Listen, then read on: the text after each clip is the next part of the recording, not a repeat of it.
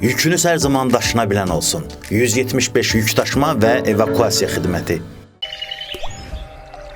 Badamlı. Adı və dadı ilə. Təbii mineral süfrə suyu. Salam dəyərli izləyicilər, sizinlə yenə mən, nevroloq və neyromodulyasiya mütəxəssisi Leyla Şahbazova, eyni zamanda da sakit asanlaşdırıcısı.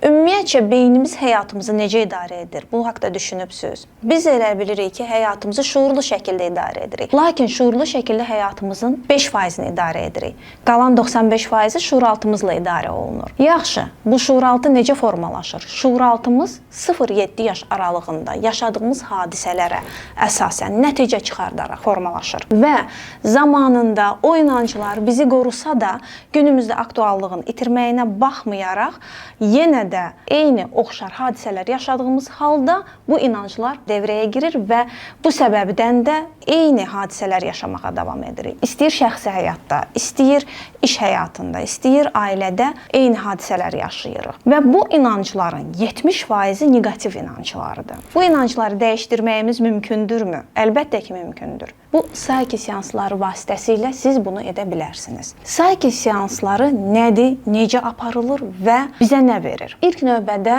bir nevroloq olaraq Saykidə ən sevdiyim qism nevroloji və elmi tədqiqatlara dayanmasıdır. Sayki seansları necə aparılır? İlk növbədə sizin probleminiz aydınlaşdırılır. Daha sonra bir əzələ testi edərək şuuraltınızdan cavablar alınır. Xüsusi bir əzələ testidir və şuuraltınızdan cavablar aldıqdan sonra balanslaşdırma prosesinə keçirik. Balanslaşdırma prosesi nədir? Normalda bizdə sol və sağ yarımkürə teoretik olaraq birlikdə çalışa bilsə də, eyni anda çalışa bilsə də, hər insanda demək olar ki, çoxumuzda bir yarımkürə o biri yarımkürəyə nisbətən daha aktiv fəaliyyət göstərir. Və balanslaşdırma prosesində isə bu yarımkürələr eyni səviyyədə fəaliyyət göstərir və bu tam beyin halı ortaya çıxardır.